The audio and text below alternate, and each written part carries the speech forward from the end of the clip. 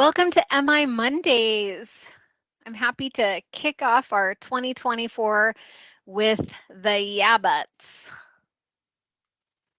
What are the Yabbats? I'm sure you've all come across them before in your coaching conversations. So it goes something like this. You're feeling all fired up and excited, like you're finally going somewhere in the conversation, and maybe, there's even a potential target behavior that's bubbled up to the surface. And then, seemingly out of nowhere, the sustained talk starts to pop in. Yeah, but I can never wake up in time. Yeah, but my kids hate to eat healthy food. Yeah, but the classes I want to take at the gym don't fit into my schedule. Yeah, but I hurt my fill in the blank. Yeah, but I've never been able to keep the weight off in the past. So this does not mean that the person isn't ready for change or that wellness coaching isn't a good fit. I remember I used to get so frustrated when people would come back at me with the yeah buts. And then I realized that not only is it a natural part of ambivalence and the change process, but the tools of motivational interviewing are perfectly suited to work with this. So what we do is we reflect. This is normal, again, part of ambivalence. And we reflect, reflect, reflect with the intention of moving back to change talk. So what we're wanting to do is go from the yeah, but to the yes, and. The revelation for me, again, with the yeah, buts, was not to lose sight of the other side of the coin. So we can reflect back what we're hearing while simultaneously holding the other side of what's true for the person that we're coaching. So the yeah, but can smoothly transition into a yes, and the person starts to loosen their grip on the excuses and starts to embrace the possibility of change. So to reiterate, we're going to reflect back, include both sides of the dilemma, transform that either or into the both and, so that we can help to change their point of focus from the obstacle to the bigger picture. Here are some other things to consider if you're up against a case of the yeah buts.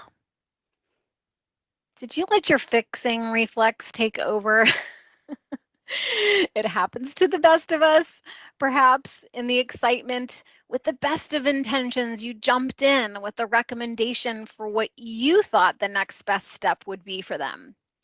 If that's the case, apologize and put the ball back in their court, because no one likes to be told what they should do.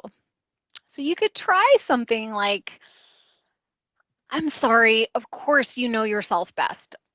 If you were planning on taking a small step towards making this change, what do you think that could potentially look like? Another thing that can happen from time to time is premature planning. Did you rush into the planning phase without spending enough time in the evoking phase? Think about it. You don't want to just jump into the main event without the proper warm-up, right?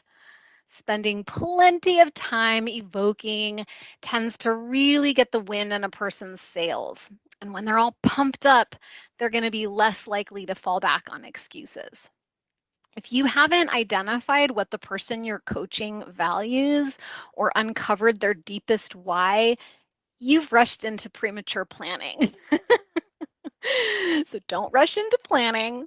Spend plenty of time in evoking. Get them warmed up, fired up, excited first. Don't panic though. If you've done this, just guide the conversation back to importance by zooming out. So you could try something like, I think I've gotten ahead of ourselves here. Before we go any further, it's really important for me to get a very clear sense of not only what you want to achieve, but what's driving you to want to do this. So tell me, what will success look and feel like for you?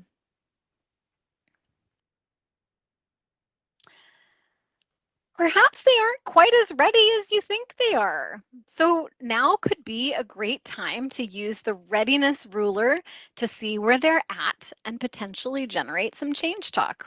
And you all are pros at this. It's a classic MI tool. We can use the variations.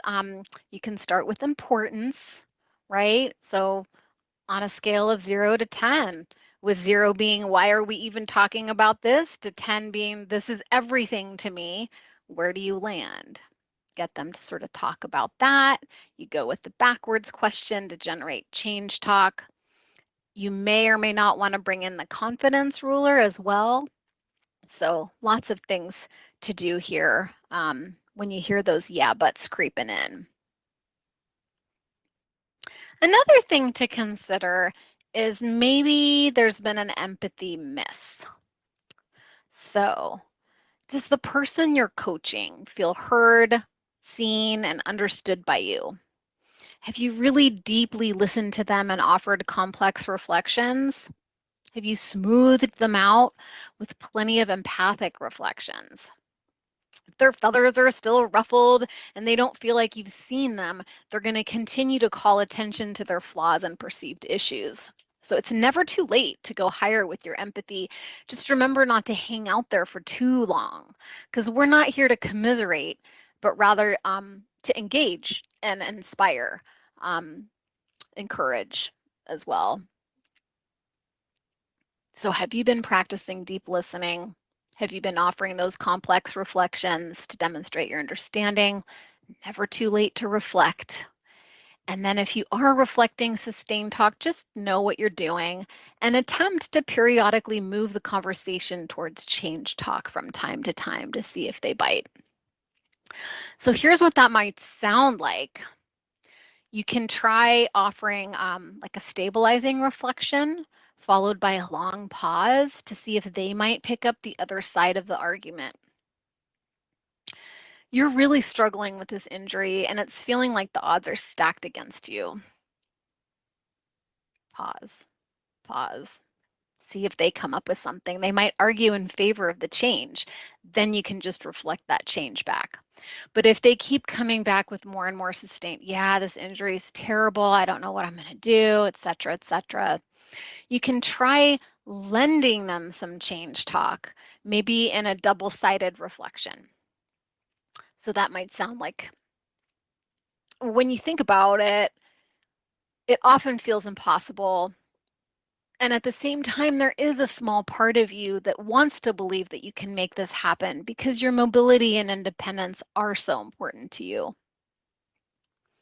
And then hopefully they're going to say, yeah, that's true. And then you can start to reflect from there, the change talk.